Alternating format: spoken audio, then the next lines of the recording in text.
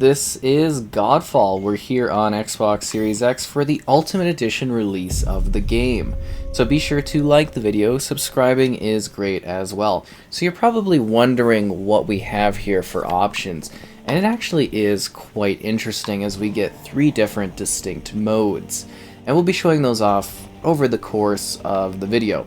So what's really interesting is if you set the game to the 120 FPS mode, and then you switch over to a lower frame rate option, that mode actually sticks. So that's what you're kind of seeing here, and we'll show the proper 120 FPS option a little bit later on in the video. But yeah, it actually sticks to 120 Hz mode when you go down to 60 Hz if that's the last thing you were playing, which is fascinating. But notice when I switch here, it then takes away that mode, because obviously that option isn't present. So that's a pretty cool thing, just so that you could see that the 120 FPS mode is present. So let's move to the favorite performance mode, which is my favorite and preferred option within the game. So this is giving you, I believe it's some degree a dynamic resolution scaling solution, which should be a 1600p or so at 60 FPS. Now the game does seem to be running quite smoothly at that level. I did notice that there was the occasional frame rate sort of drop here or there, not during actual action or anything like that, just really random moments. I know that sounds a little bit weird, but I equate it to essentially the game maybe doing some sort of loading or some sort of online connectivity option for this game. So keep that in mind, that it's not, you're not fighting a boss and oh, the frame rate's dropping. That doesn't seem to at all be the case. It's just literally a moment where, hey, you get to a certain point, almost like starting a level or, kind of finishing something, and it's just like a one momentary sort of drop that I noticed, like a slight, I don't know if I would even call it necessarily a stutter, but as you can see during regular gameplay here, it's just perfectly fluid and smooth when it's moving through its gameplay, which is fantastic. So yeah, quite happy with that sort of element. So the game does also look, visually pretty good. But there is an option to take that visual experience a little bit higher with the favor resolution option. So this one bumps things up to a native 4K resolution, and I believe it to be uncapped. So we should be getting a target of 60 FPS, but it really doesn't seem to be hitting anywhere near that. Now, a future console will very likely fully be able to give us that option in regards to the experience. So down the road, this is probably one I will revisit in order to see, on a future console for Xbox, just how much better it can actually look and whatnot. Because, this really does pop up the visual quality quite a bit. You can certainly see it within the armor, within the environment, and you definitely don't notice as much artifacting, and I think there might be some sort of graphical, sort of AI type thing at play. I'm not 100% sure on that aspect, but it certainly seems, and that's where I kind of get the dynamic element when I'm playing on the performance mode, where it definitely seems to have certain artifacting and stuff, which is interesting, and that could be just dynamic, or that could be some sort of interesting tech they're deploying here. But that's just what I noticed gameplay wise, kind of working through this. So some other things to talk about within the game are the fact that there is an extension of FOV you can choose. So we're going to turn back on the performance mode, and you're going to see that. So you can also change the motion blur on and off, brightness, lens flare, bloom. These are all things that you can adjust within the game if you would like to do so. I'll also mention now that there is Dolby Atmos support, and this is something that has cross-gen multiplayer access. So you're probably wondering what exactly that is. And keep in mind, we have the wider FOV here. Immediately you can see the increase in the, basically the frame rate, right? Smooth 60, and the difference in the visuals of the world as they are toned down quite a bit. So this is a game that is really focused on co-op play. I was doing this mostly solo, and it really wasn't that fun. I would say if you can, it's a game designed for 3-player co-op. There's also this sort of PvE option online where groups of individuals come together, and that particular number is 6-player PvE online co-op. So that mode extends things a little bit too, if you want to, see what that has to offer gameplay wise. So that's an interesting co-op play. But yeah, I would definitely suggest playing this with groups of people, if that is at all possible, because for me it makes such a massive difference when you actually are able to get others. I couldn't find anybody to join me to play this, so I'm sure there's someone out there that's diving in, but there is a substantial visual difference here within the game when you're doing this sort of thing. So 3-player co-op, you might find it similar maybe to Warframe or something like that, but if you're going by yourself, obviously you can do it solo, it's just going to be a complete pain. Now, there is this totally awesome option, which I totally did not do, where you can upgrade your character to level 50 right away in order to do endgame content, so you can actually boost your character right from the main menu. And trust me, it makes a big difference for getting upgraded armor, being able to tackle scenarios, and yeah, I might actually suggest it. The game itself, like the story, really is kind of random, and it doesn't really give you any sort of context and or important details of what's going on. I felt very lost while I was in it. You're supposed to kill some guy, and you're supposed to kill some other characters along the way. So keep that in mind. And this is the starter world. The next one's like an aquatic world. You go through different areas facing off against different foes. You do a couple areas, but we'll talk about that a bit more in a bit. But I want to switch over at this point to showing off the high frame rate mode, the 120 FPS, talking about that, and kind of giving you an idea of what the 120 FPS mode, has to offer from a gameplay perspective, since it is rather interesting, and I think it does, offer something interesting within the game. Alright, so this is the 120 Hertz mode within the game that you can turn on if you do have a TV that supports 120 FPS. So it looks like in this mode, the visual fidelity takes quite a dip. I believe it's something like 1080p we should be getting at 120 FPS. Now, with that, it actually is very, very fluid gameplay-wise. For a game that's about hack and slash, it really does actually make quite a difference within the experience gameplay-wise and in how you react and combat with enemies, which is quite interesting. So, YouTube doesn't support 120 FPS. I can't really record at that. I am playing it at 120 FPS and recording, as high as I can. So hopefully you can at least, get an idea of how it's looking. It does feel way faster, way more fluid for reaction time and whatnot. It's still a pretty hardcore experience, but yeah, having this fluidity level is actually really good for this type of game. I feel like you can, just really get those fine-tuned moments kind of going on when you need them in order to react to combative moves and whatnot. So, this does, obviously, as you're seeing, really lower the visual fidelity of the world. It takes away a lot of the quality of the coloring, the depth within the environment and whatnot. I mean, it's all here still, the world and whatnot, but you can see a little bit of bits of extra little side popping in the far distance, but the resolution quality is just completely lowered. Now, if you do want to get a high frame rate experience, this is obviously kind of the way to go, and it does seriously feel really, really good to play, but I do think part of the experience is kind of that visual quality within the environment, and you are definitely losing that visual fidelity when you do dip down to this particular mode. So just, keep that in mind when you are looking at the game. Alright, cool. I hope you found that to be neat to start things off as we move away from the 120 Hz, which again, crazy fluidity. Let's go back to the favorite resolution just so you can see a bit more of that in action in this particular world. And see, again, it just kind of really chugs along. So this game, this is like the ultimate edition of this game. So this is where they've refined stuff, redone some combative things. The idea is to make it a little bit better.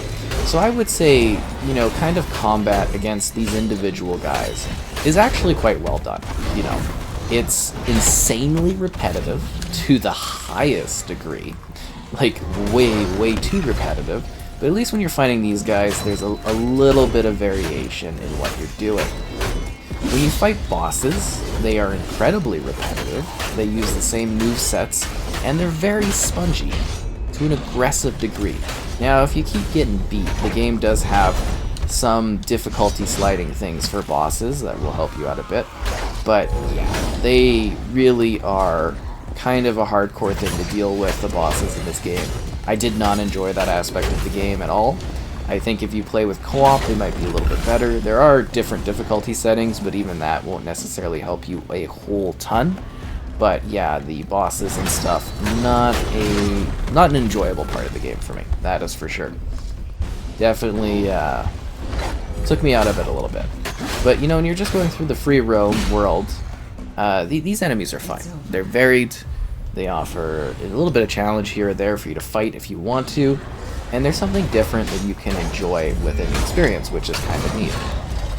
So yeah, there are a bunch of different moves you can pull off too, different dynamic things. I've just kind of been hacking, slashing. I call this RB the video game. So my right bumper, while I was streaming this, actually kind of got stuck in jam, and I think it's kind of a little damaged now from playing this game. So I do say, you know, kind of be careful of your controller when you're doing this, because it is a lot of just like kind of RB content over and over again. You know, you can max it up or mix it up and match things out by using like the right trigger, but for the most part, the smaller enemies, you just kind of RB spam and then you pull in some other moves here or there to kind of take them out. So just keep that in mind, especially if you're going through it without the level boost and you have to like grind your way to the top. It takes a lot of work, and again, just like my right bumper got messed up from this game, it's really weird that they would rely so heavily on that option. But, you know, just again, keep it in mind as something that could happen, and I'm just kind of warning you because it's a bit of an annoyance, for sure. Yeah, because this controller's expensive, so not a fan of that. So, another big issue that I have with the game is, well, we've talked about it, repetitiveness. The game is incredibly repetitive. You are doing, actually favor resolution wasn't doing too bad there for performance. I mean, it was dropping quite a bit, and now you go up to 60, it's like, oof. But yeah, the biggest issue is how repetitive this game is. You literally go through the same area doing quests multiple times. I guess I'll show off a bit of the, we'll talk about this in a second. I want to go over this element of things. So you have to go through the same area about, several times, fighting in the same arena, just with slightly changed characters and enemies and bosses that have the same movesets over and over again. They've basically stretched what would be maybe an hour of content. I think I just got the achievement for killing 200 of those things. A lot of the achievements are just kill like 200 of this, kill 200 of that. But yeah, they've essentially taken, the same areas. They've stretched out an hour and made it like 3 hours per section, basically, depending on how fast you kill things and stuff like that. So there's not much actual content to this game. Seriously, you will run through like the same kind of arena section over and over again until you finish the area. And then you'll get a final boss, but they're like, oh, you can go fight the final boss with these banes. Or you can go kill these secondary characters in order to remove these banes. Now, the secondary characters are the same characters you've already killed doing the regular bosses on the missions. And it just gets really grindy because they're super spongy. And it's just kind of boring doing the same repetitive movesets until you actually get to a point where you're unlocking different skills that you can use to actually make it more enticing.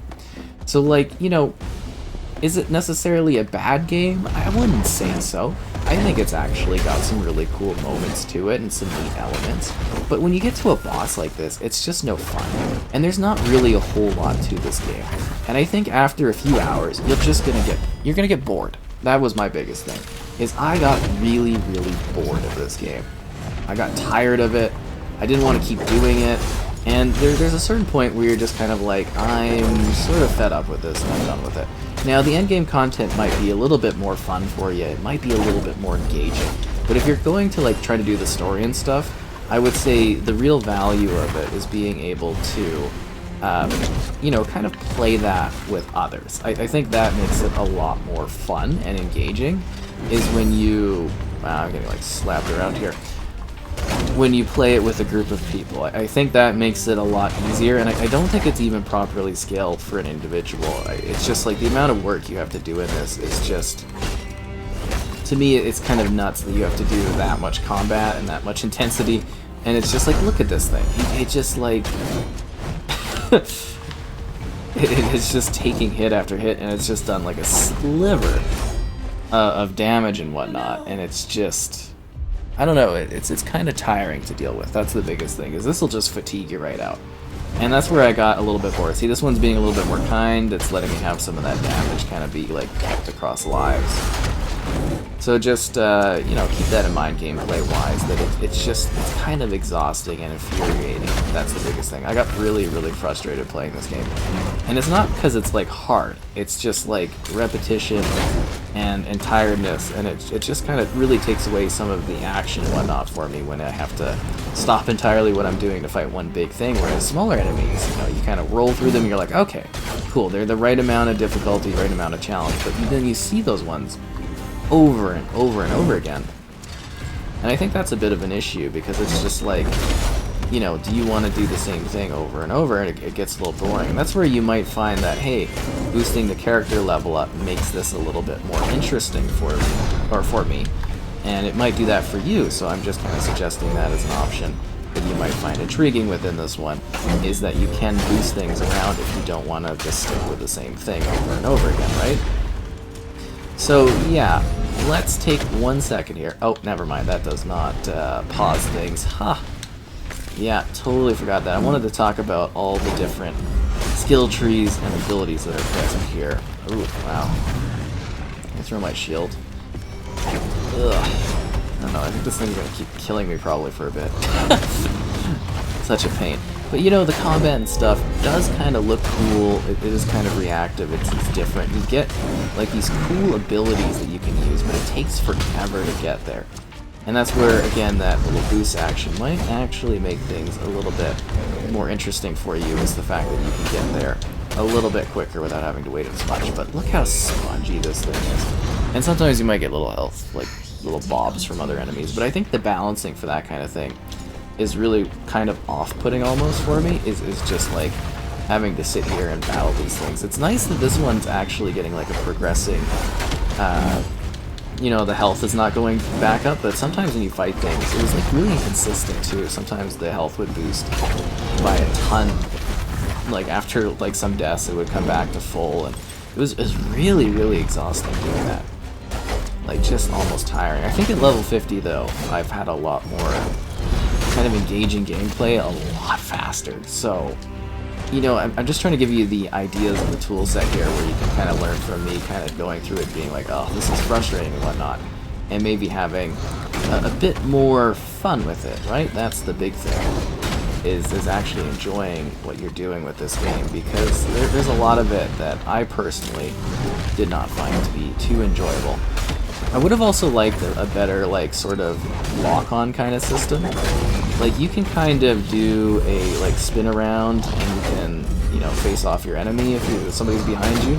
But I would have liked a more proper sort of almost highlight kind of lock-on thing to kind of, you know, be able to react better to the enemies you have here. So I would say this is a very middle of the road. This game can be really frustrating. It's not great, in my opinion, but you know, it's not necessarily bad. Like, there's not really anything inherently wrong with it, but it's just like, it's not very good. It's very, I would say, down the exact middle. Some people might, you know, find a lot of value in this. You might find a lot of gameplay time out of this. If that's one thing I could say, is that if you play this regularly and you kind of grind through it, it's going to take you a long time. You're going to get, you know, that kind of time out of it. But for me, I just got so bored of doing the same repetitive things. And I've mentioned that multiple times, obviously. But yeah, it gets so frustrating sitting here just being like, oh, I just want this to end kind of thing. And I don't think that's the kind of feeling you should really get from playing a game, if that makes sense, like personally. Because it's not, you know, it's not like I'm feeling like a Dark Souls difficulty, but it's just kind of tiring. So here's the gear augments, kind of improve your character in different ways. You got shards that you earn while playing through different areas. You got an in-depth kind of simple skill tree that improves your character. Vitality, critical attack. You got your abilities, options, your passives, cosmetics if you have those available. And we're going to be moved to the kind of, I guess you would say, hub area here quickly. And this is like a main area where you're able to get different types of classes and different types of armor. So the armor stuff's actually kind of neat. Right off the bat, I didn't know, like, it kind of guided me to the middle. right here, and I was like, oh, I have to press this. But you can actually pick from the different armors, so I kind of got stuck with this one. I mean, I think this guy is still available to me, but he's the base one you get in the tutorial mission, which you can skip the tutorial if you don't want to do it. So here's the armory. You get different weapons, you improve them as well, and I'll show you that in a sec. Lifestone, so this kind of improves your health and everything like that, so that's 7. And then that one is way better. So obviously you want to keep getting better armor, keep getting better gear. So this is kind of like the end game, right? Like this is where you go to get new stuff, new banners. Actually, do we get a new banner? Yeah, those ones are terrible. And then there's your augments and your shards, and you know, and then you can do your ascension stuff. So this is like your post-game kind of things to improve stuff further. Resource options are present here, and there's curses that you can have going on. So there is a lot going on here, right? And then the social element, start a party, and you can kind of get people. I would have liked, like, matchmaking. Would have been really nice. Now, I know you can matchmake for some of the, you know, sort of social elements of the game. Like if you're going to go and do a run of a certain area, you can do matchmaking there. But it's just like regular gameplay. It would have been great to kind of team up with others and connect with other people. Never looked at the quest area. That's hilarious. But yeah, I mean, I do think visually it looks good. Here's the forge where you do like, oh, I want to improve this, so you can go and you can upgrade it. You know, if you got enough Electrum, and then you have to have other items as you keep going, and then you keep bumping up the level, it becomes more and more useful. And then you can go back onto the map, you know, here's the first area, and you can go and you can do the different battle scenarios and whatnot. This is also where you do like matchmaking, right? Matchmake for the story stuff, matchmake for the boss, matchmake for hunt missions, unique stuff. So that's all kind of interesting. Yeah, again, it would have been nicer to have like quick matchmaking while you just start a party and stuff, but you can find that kind of stuff in this section, so you might find that to be interesting. And then there's Dreamstones, so this is like a different area if you want to do some extra competition. Like there is the end game stuff to me is kind of a little bit more interesting. The trials of the tower, and then the spirit realm is kind of the area we're talking about, which had the dynamic sort of competition type things. You get what I'm saying? Is there's actually quite a lot going on in this game gameplay wise. So you know, a lot of different modes and stuff you can do, and you know, different areas you can go. And this is like the base realm here where you're kind of doing different missions. So we could just do and explore the realm and kind of show this off a little bit further. But that's the biggest thing, is you get a few different performance options, which is actually impressive. And again, it's sort of future-proof too, right?